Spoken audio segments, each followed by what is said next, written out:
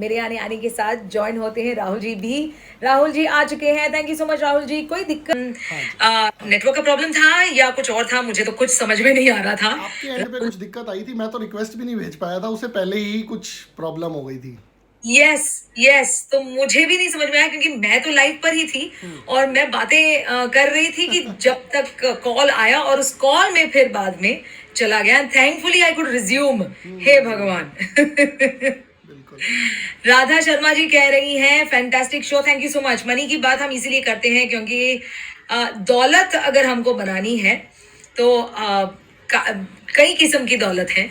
कौन सी दौलत के बारे में आप बात कर रहे हैं? अगर आप रिलेशनशिप, इमोशंस, आसपास के लोग, ये सब भी दौलत ही है, पर यहाँ पर हम खास कैश यानी मनी के बारे में बात कर रहे हैं, उस दौलत के बारे में बात कर रहे हैं। और उस दौलत का भी होना एक हद तक बहुत जरूरी है क्योंकि काफी सारे हमारा मतलब हमारे दिमाग में सपने, हमारे जो चर्चे चलते हैं, हमारा जो काम होता है, हमारे आगे बढ़ने के लिए और हमारे परिवार के लिए जो जरूरतें होती हैं, बेसिक जरूरतें, उन सब चीजों के लिए भी मनी की जरूरत बहुत है। इसीलिए मनी की बात। Thank you so much for joining us Rahul ji. आज का हमारा मेन थीम है चर्चा ईवी का, और ये चर्चा जो है ये आपके खास बहुत क्लोज है क्योंकि ये शुरुआत अगर हमें करनी है तो मैं ये कहकर कहूंगी कि ईवी आप यूज करते भी हैं, तो इसीलिए सबसे पहला पोल सवाल मेरा होगा, what does EV stand for? एकदम बेसिक सवाल है। अगर आपने ईवी ये शब्द या फिर ये टर्म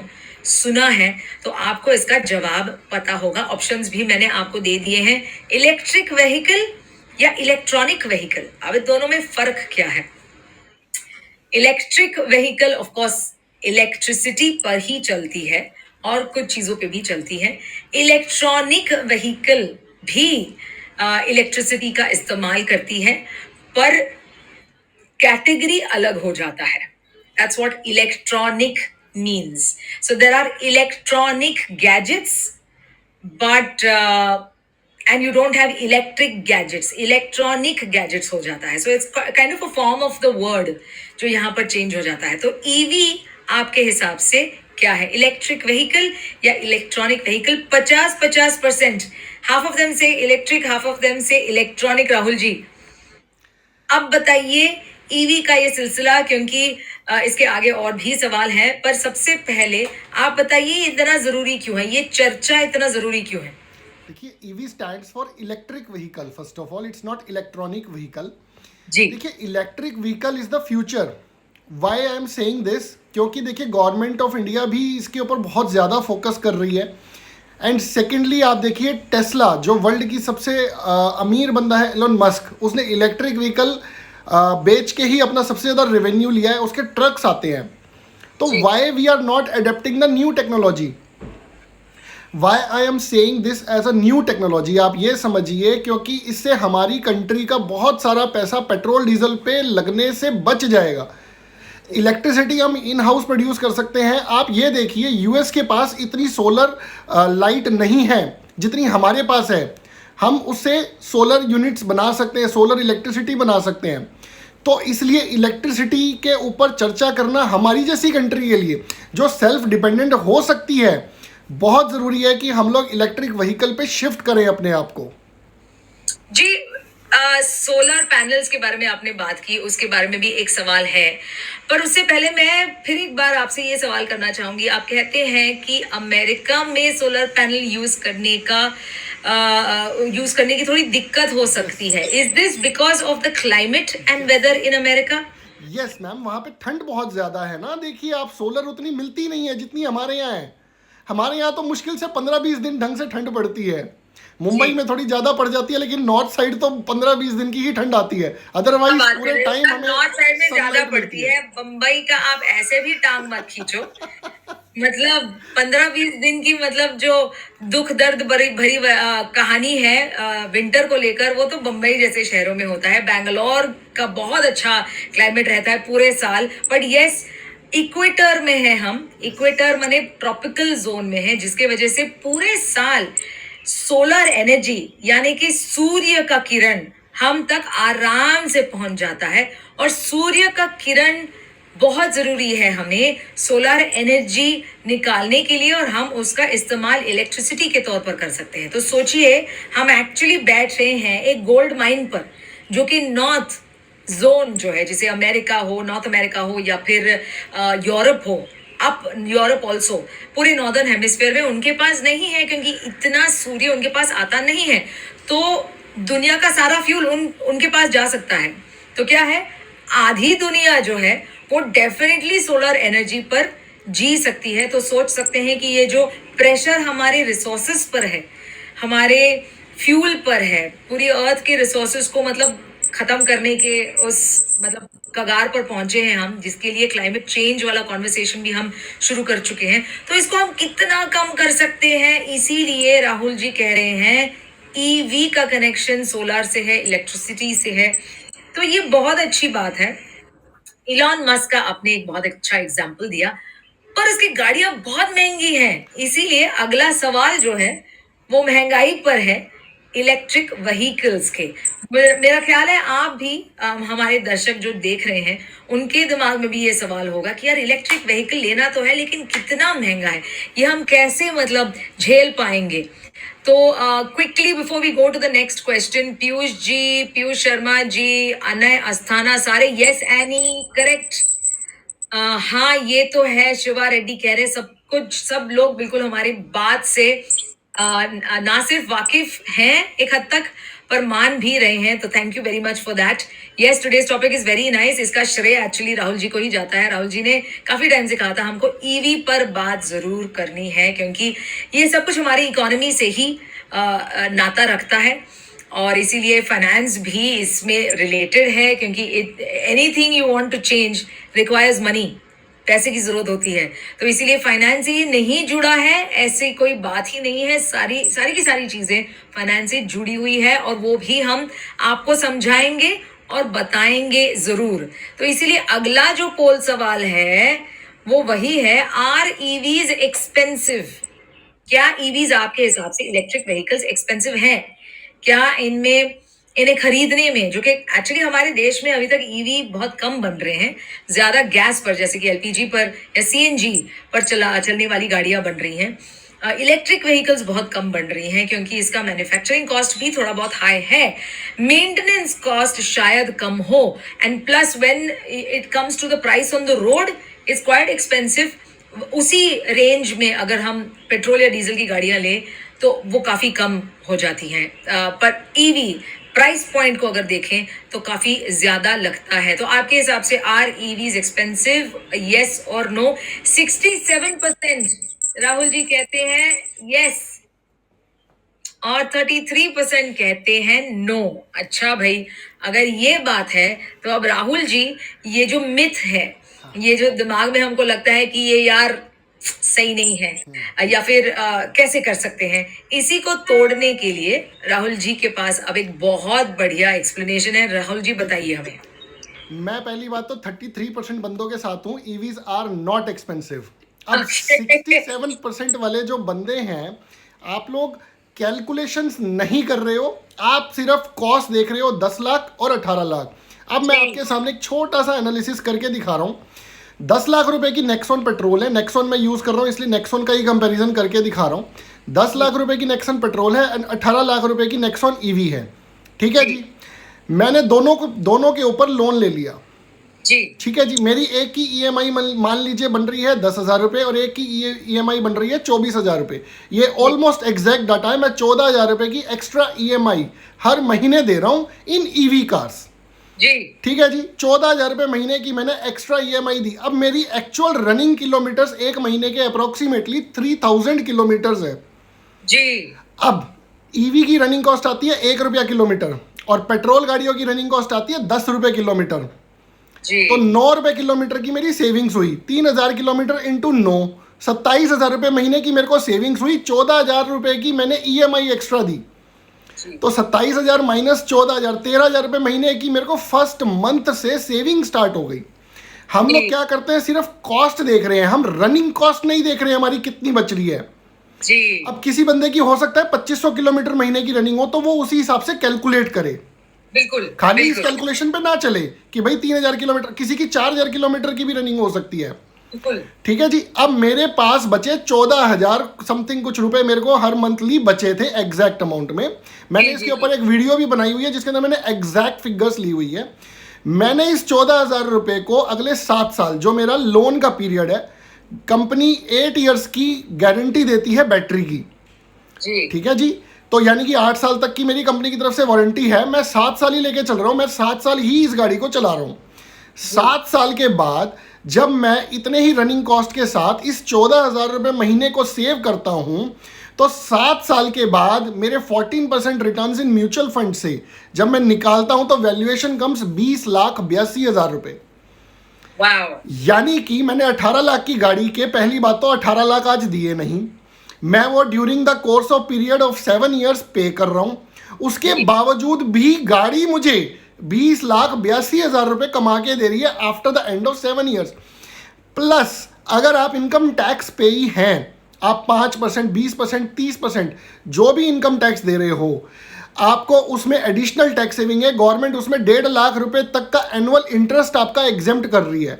अगर मैं वाओ। 30% टैक्स पे हूं तो 1.5 लाख का 30% रफली कम्स 45,000 एनुअली मेरा ये बचता है, जिसको अगेन मैं इन्वेस्ट करूं तो valuation again comes in huge amount. मतलब 18 लाख की गाड़ी पे मैं 30-40 लाख रुपए बचा चुका होगा। बिल्कुल ये बिल्कुल। कैलकुलेशंस हमें इस तरीके से करनी चाहिए। हम क्या करते हैं, सीधा 10 लाख और 18 लाख, 8 लाख महंगी है भैया। बिल्कुल सही बिल्कुल सही। तो चाहे आप 8 लाख ज्यादा दे रहे हो और यहाँ पर 8 लाख कम दे रहे हो, लेकिन उसी 8 लाख को बचाने के चक्कर में आप अगले 5 साल या 7 साल जो भी आपका लोन पीरियड होगा उसमें आप फ्यूल, आपके मेंटेनेंस और फ्यूल के साथ जो आपका बिल होगा वो भी साथ में लेकर अगर आप कैलकुलेट करेंगे तब आपको डिफरेंस पता चलेगा। That is the real difference. और उसी में से जो आप बचा सकते हैं मेंटेनेंस कॉस्ट, जैसे इन्होंने अभी बहुत अच्छे से समझाया, उसी को अगर आप री इन्वेस्ट करें, यानी इन्वेस्ट करें, री इन्वेस्ट नहीं इन्वेस्ट करें, तो इसी गाड़ी के पीछे आपने जो पैसे वैसे बचा लेते लेकिन मेंटेनेंस में वो चला जाता, यहाँ पे वो नहीं जाकर मेंटेनेंस में, बिल्कुल मतलब क्या कहते हैं, फिक्स्ड कॉस्ट नहीं बनकर आपका रिटर्न या फिर आपका इन्वेस्टमेंट का एक जरिया बन जाता है। तो I think it is absolutely great. अभी विपिन बंसल जी कुछ लिख रहे हैं, I agree with Rahul ji, I installed solar panel at home and my electricity bill comes नील।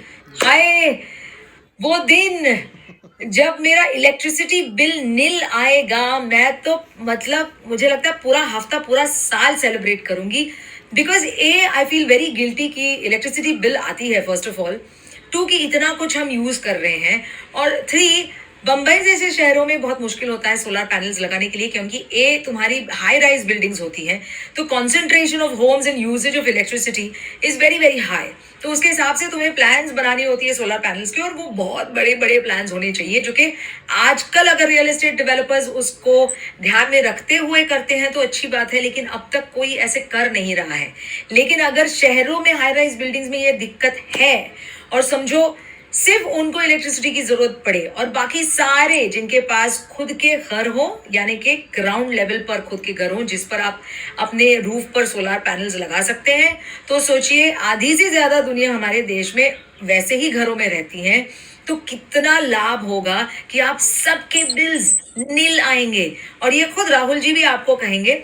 पर उससे पहले एक और सवाल है, क्योंकि सोलर पैनल की बात हमने छेड़ी ही है, तो फिर मैं आपको ये भी पूछ लूं, do you know about solar panels? क्या आप सोलर पैनल के बारे में जानते हैं? क्या आपको पता है ये क्या चीज है? यस एंड नो में जवाब दे दीजिए।